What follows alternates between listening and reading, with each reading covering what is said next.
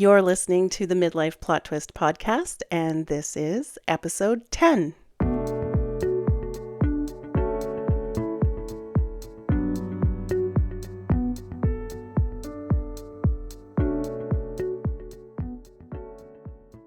Hello, it's Monday, and I'm excited to say that the Midlife Plot Twist podcast is 10 episodes old today.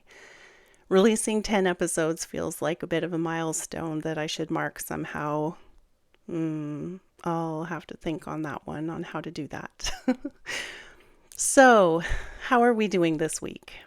I'm feeling positive and a little excited for the week ahead. I'm mostly excited because I have a hair appointment coming and I've decided to do something very different with my hair to mark all of the changes that I have coming up in 2026. Since my identity is in a time of change, I've decided to welcome it with a new look. In 2026, I'll be getting married for the first time. I will become a grandmother for the first time, which I still can't believe I'm going to be a grandmother before I'm 50, and I feel so blessed. I'll become a mature student because I'll be going back to school, and I will no longer be identified as a professor. It's really big stuff. And if I were able to share with you more detail about who I am, I would post some pictures of myself on Instagram, like maybe a before and after or something, and talk about identities, but I can't do that yet. As I mentioned in the first episode, I think it was the first episode, I don't want to identify myself other than by my first name at this point because I haven't yet resigned from my position. So until I've officially resigned, I'll keep this part a bit of a mystery. Before I dig into this week's update and topic, I just wanted to check in with you to see if you've yet accessed any of the free resources that I've created for you. On my Instagram page, there are links in my bio to a free midlife plot twist starter guide. And last week I announced that I created a gift for you, and that is the free Taking Stock of 2025 workshop. It's available just until December 31st, and then it will be gone, so please be sure to check it out before then. If you're not on Instagram and are interested in checking these things out, then please just send me an email directly and I will send you either the starter kit or the links to the workshop, or both if you want them both.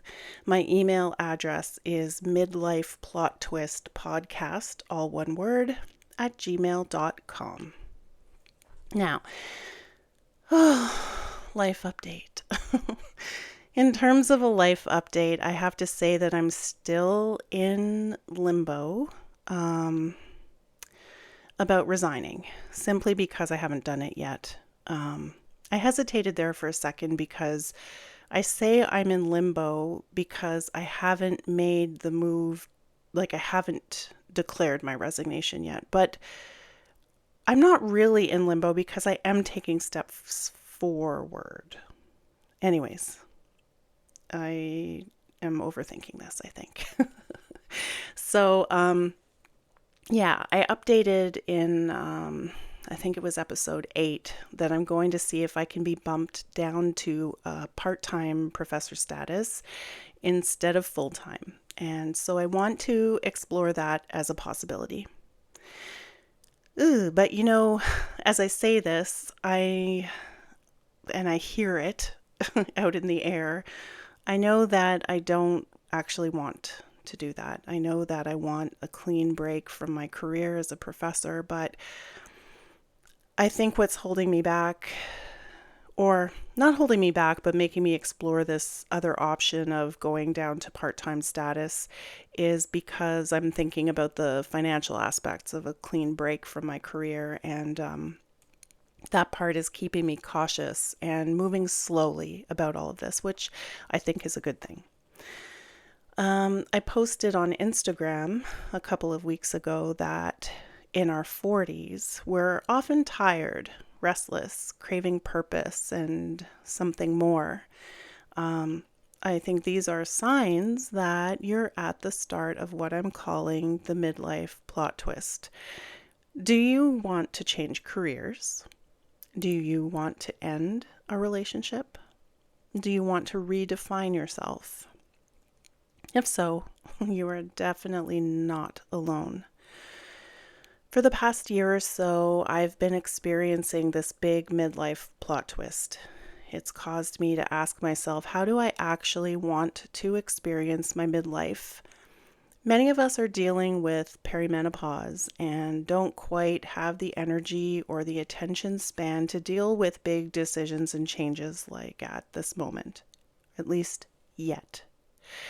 So I've come to believe that our 40s are the perfect time for us to, as much as possible, to respect the changes taking place in our bodies and go inward, to get quiet and get reflective. Our 40s, I think, are a perfect time for all of this deep reflection and rewriting of our stories. I've spoken with many women in their 40s, and we're all craving some degree of freedom from people pleasing, overworking, whether that's in the traditional sense of formal employment or on the home front or both, and having a scarcity mindset where we just don't feel satisfied or like we have enough or are enough. Many of us feel lonely, regardless of if we're single or in a relationship. I can tell you that some of the loneliest years of my life were spent while I was in a relationship that was not a good fit for me or was downright wrong for me. And some of the most fulfilling and soul-filled, satisfying years have been spent while single and living alone. When I look ahead to the remaining years of my midlife, I don't want to spend them going over and over and over and over the same lessons that I went over in my 20s and 30s. Two of my major life lessons to learn over the course of those 2 decades had to do with learning to love and respect and accept myself as I am, and about romantic love and relationships. I want the lessons of my 20s and 30s to be settled, and I feel that all the reflection and action that I've been taking during my 40s has accomplished this. I don't believe these lessons of my 20s and 30s will fully go away. They're probably here with me to stay on some level or another, but I don't want to be actively fighting with myself or learning about these things anymore. I believe strongly that a new set of lessons, midlife lessons, are opening up for me, and they likely are for you too. For me, my midlife lessons are, I don't know, they're about finally stepping into myself and who I am. So, like in my 20s and 30s, I was learning the lessons of like why it's important to love myself, to sound kind of cliche, and to step into who I am and that kind of thing. Now in my 40s, I feel like it's time to live as this person, not learning anymore, but living as this person, meeting who I am for the first time and respecting and loving that person like crazy. I spent the last 20 years trying on all kinds of different identities and values, priorities, and so on. And now, having arrived in my 40s, I know better who I am. I think that identity or, just who I am, what I want, what I like, what I don't like, and so on it's stabilized over trying on all these different things for those decades. I should say that I'm currently 48.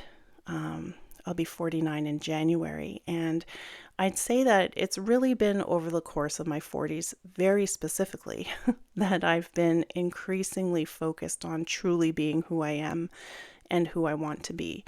Part of what enabled that is the fact that my daughter, I wasn't still actively parenting a young one, and that that enabled me, or it gave me more time and more space to explore these things. So, who am I? Well, I want to mention one really important part of who I am, because this aspect of who we are as humans, I don't think is talked about enough. I think, anyways. When going through midlife plot twists, we celebrate things like strength and courage to make these bold moves, like end a long-term relationship, start a new career, move to a new place on our own, things like this. But before the strength and courage we need to make these moves, take actions, there are the strength and courage we need to trust our gut and to follow our intuition. Before any big moves happen, it's our gut or our intuition that signal to us that we need to or are entering into a time of change. And that is so exciting. Scary, but it's really exciting.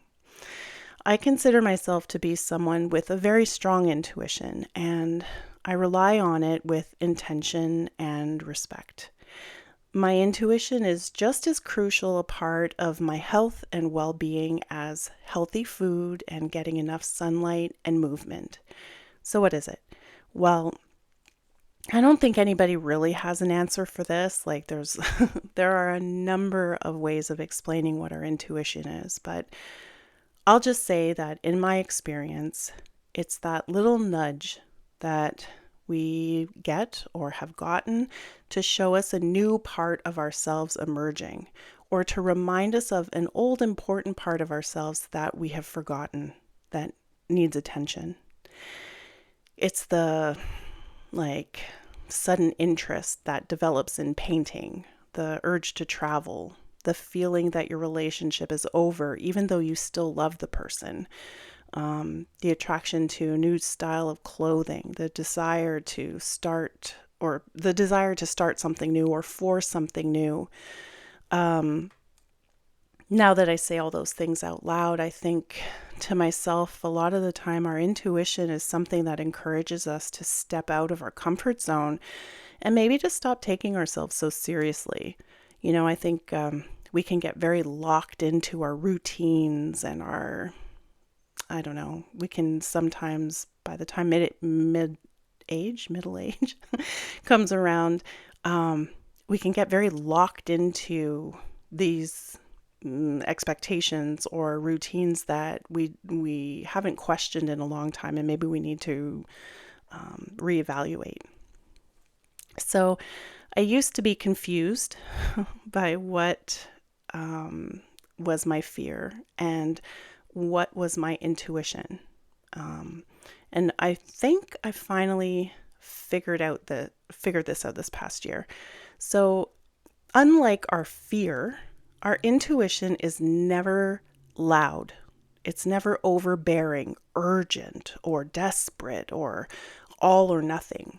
It's never black and white, demanding, loud. I think I said that already. Our intuition is very subtle. It's easily overlooked, unfortunately, and but it's also powerful and persistent. It's a soft thought with a soft voice that pops into your head, seemingly out of nowhere, and it can actually give you a lot of information about yourself if you take the time to consider it. Because I think that's one of the catches with it, is that often our intuition points to something that our fear then jumps on because it's change usually. And our fear jumps on it and is like, no way. So we don't give it a second thought, really. But to strengthen our intuition, we have to strengthen our relationship with ourselves. And For some, this might mean behaving or focusing on ourselves in ways that initially seem selfish. And I think this is because we need to prioritize ourselves and make space and time for quiet reflection. And that means that our time is no longer available to everyone else at all times. We make our time available to ourselves. And this includes our kids and our partners and our work. I just needed to pause something on my recording here, otherwise music was going to blast in. Okay. So, yeah, I just really want to emphasize that no one and nothing is more important than you. I mean, in the end, I'm all I've got. I have friends, I have loved ones, I have people who support me and care about me. But at the end of the day, I spend the most time with myself. I'm the only one who knows me. I don't know, I think you get the point. It's cliche to say, I guess, but it is true that you have to put the oxygen mask on yourself first, and then you can tend to others. You have to come first. And this doesn't mean that you have to or need to be loud about it or all or nothing about it or anything like that. No, you just do it. You put yourself first, your health and your well-being first. You might have to start waking up a bit earlier in the morning so that you can get some quiet time before the household wakes up. Or maybe it means that you take some time at work at lunchtime to leave and go for a walk. Maybe it means you start going to therapy regularly. Not because there's something wrong with you, but because it will be a regularly scheduled and dedicated hour to yourself to dedicate to, I'm repeating myself, but to dedicate to yourself and your needs. These things I think are so important as we head into midlife with intention, and I think that's one of the reasons why I feel so strongly about journaling and reflection and why I've created the free resources for you that I have. I really want to drive home the fact that you are worth taking time to get to know and love. The more you take action to step into yourself, into who you are, to love and respect and be kind and considerate to yourself. Compassion, that's an important one. As much as you are with everyone else, the stronger your relationship with your intuition will become. Another thing that strengthens the intuition is doing things outside of our comfort zone and trusting that we'll be okay, or even better than okay. Do you love dancing? Get out there and take a dance class, even if it's just a free introductory class. Are you a foodie? Start taking yourself out on a lunch date and try new foods. Do you have a skill or a talent that people comment on that you could teach others? Create a workshop. These things are not about outcomes. They are about taking action to let your intuition and the deepest parts of yourself know that you think you're worth it and are willing to try new things. I really want to encourage you to make 2026 the year that you say no to others and yes to yourself over and over and over. And this isn't about being mean or selfish. Of course not. You're not a mean or selfish person to begin with. It's about taking care of yourself, and you're the kind of person who takes care of the world, I'm guessing, and carries everyone on your shoulders. So let 2026 be the year that you finally allow the loved ones in your life to take care of themselves a little bit. Let go of the reins a little bit. Let go of control a little bit. Just to give you enough time to regroup and see what has to happen so that you can do what you've got to do in a way that doesn't jeopardize your health and well-being. Let 2026 be the year that you realize you don't run the show for yourself and everyone around you. You don't need to carry anyone's weight but your own. Even if you're a caregiver, and I have been one, I know that's difficult. Maybe I'll talk about that in another show. You've got lots to figure out just for yourself, let alone anyone else's life. So yeah, you've got a big, beautiful life to create in these couple of decades that are midlife. So let's go out and do that and make 2026 the year that we really start. And on that note, I think I will end this week's episode. Please feel free to connect with me by writing to me at midlifeplottwistpodcast@gmail.com or by following me on Instagram at midlifeplottwistpodcast. And don't forget to pick up your free gift, the year-end Taking Stock of 2025 workshop. Finally, if you're enjoying this podcast so far, please follow it on whatever platform you use for podcasts and give it 5 stars or whatever, if there's a rating system. Doing so helps the algorithm know that it's worthwhile to push my podcast reach further. I think same thing with Instagram. Like, comment, and follow, and do all those things. So thank you so much. I hope you've enjoyed this week's episode. And until next week, be well.